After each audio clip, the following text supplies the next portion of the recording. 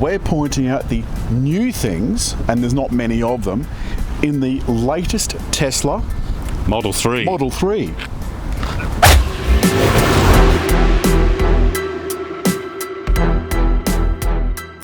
So it's around 81,000 and a little bit of change. There's been a few updates. There's things like some, I think, colours. The door handles are now black, but basically it operates the same way that Model 3s did right from when they were released. The interesting thing is, of course, now there's no free charging.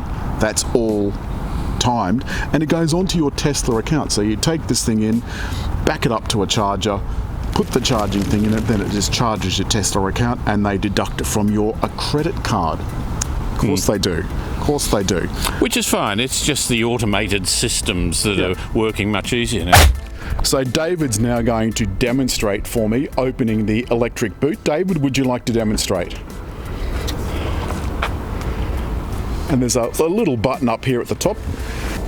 There's plenty of space. There's an extra well down there where the charger for home is, or for, if you're out, you can put it into a 3-point plug charger at home. David, would you like to close the boot for me? Now, so this has got dual motors, which means, of course, all-wheel drive. And David, you've been impressed with the all-wheel drive? Look, what it does with the power that's got, which is unbelievable, and we've had wet weather, and I've never broken traction in acceleration. You've broken wind but never traction. Well, no, you can even fake that too with the interior, but that's another story. Which we're going to show you. Which is really funny. Not. Okay. David's now going to select reverse by pressing the lever upwards, and you can see that it's brought up the view from the various cameras around the car, one at the front, one at the back, at the side, and there's also cameras at the side upper in the pillars. In this particular instance, it's got the rear view and the side views facing backwards, which I think is clever. When we picked the car up, this mirror wasn't working, so they had to replace it. Very clear photos. It is very clear photos. All right, we're going to go into drive and we're going to head off. Driving a Tesla of any kind is not unlike driving any other car, but it does feel very much more planted on the road because they're so heavy. And this has got all-wheel drive. It's got heaps of power, but oh, it's just like a beautiful, large luxury boat that just whooshes through the water. You've got no idea about noise from engines or anything. It just does it, and does it so effortlessly. It is beautiful. David, the 3 models I spoke about outside are Standard Range Plus, Long Range, and Performance. The 4.4 second version is the one we're in, so 4.4 seconds 0 to 100 I think is enough to be going on with a theoretical range of 657, but we've tried to fill it up twice, and I think the best we've gotten is about 510. So it doesn't fill the battery right up, and I think it does that to preserve the life. Is that right? Yeah. You're the engineer? Well, it gets to 80% very easily, but getting the final 20% can be take a little bit longer time. But he means yes. I'll take that as a yes. I'll take that as a comment. Because I was trying to move on to the warranty, which is 4-year, 80,000 kilometre for the car, 8-year, 160,000 for the battery.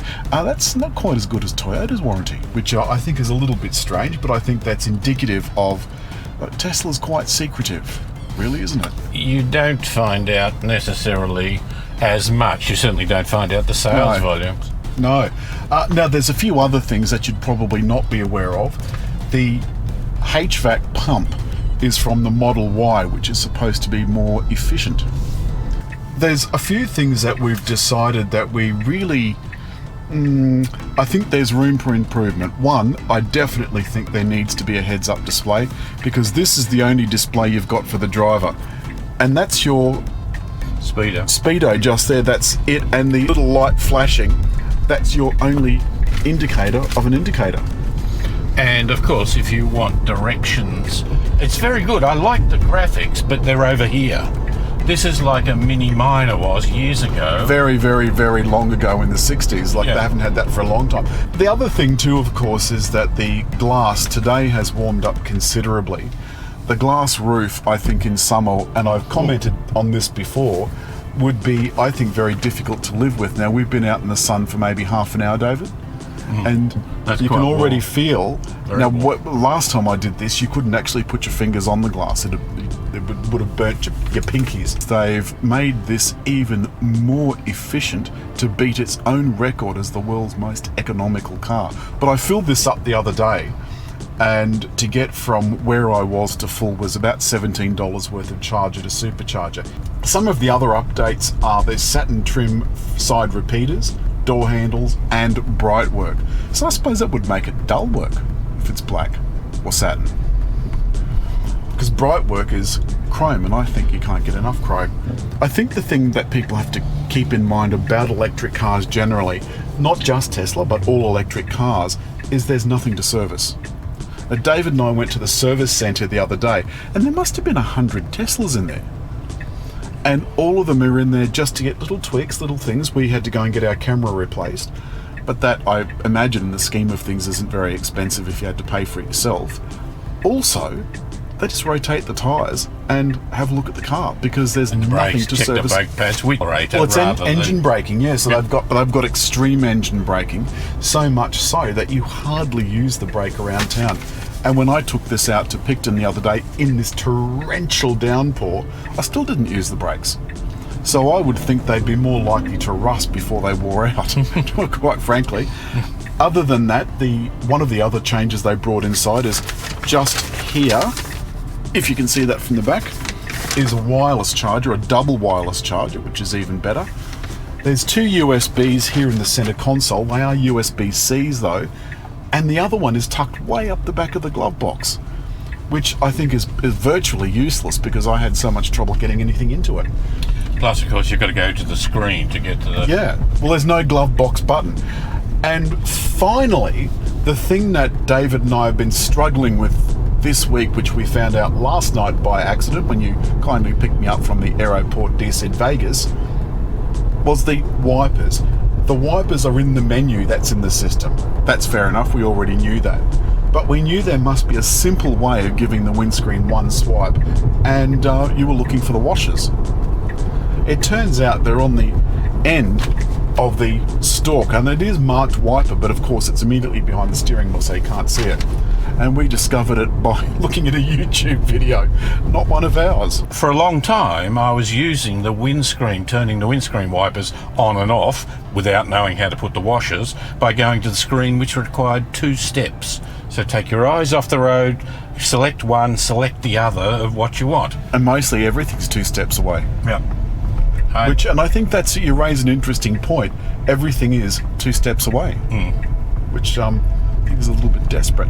But look, that's really just it. It was just a quick touch base, since we had to put off the video we were going to do because of the torrential rain. Join us next week. That's all this week from the Tesla Model 3. I think it is absolutely brilliant car. It's not exactly what I'd call entry level, and I don't think it's really accessible to all people.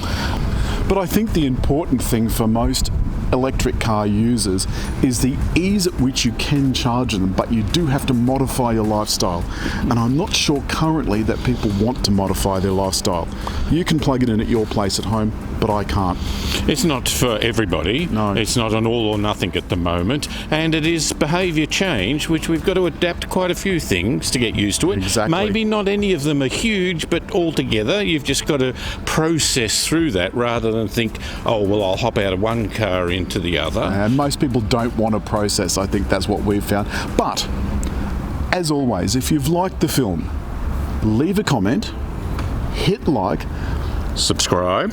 above all, Above all. subscribe. It is really difficult to find good help just over here.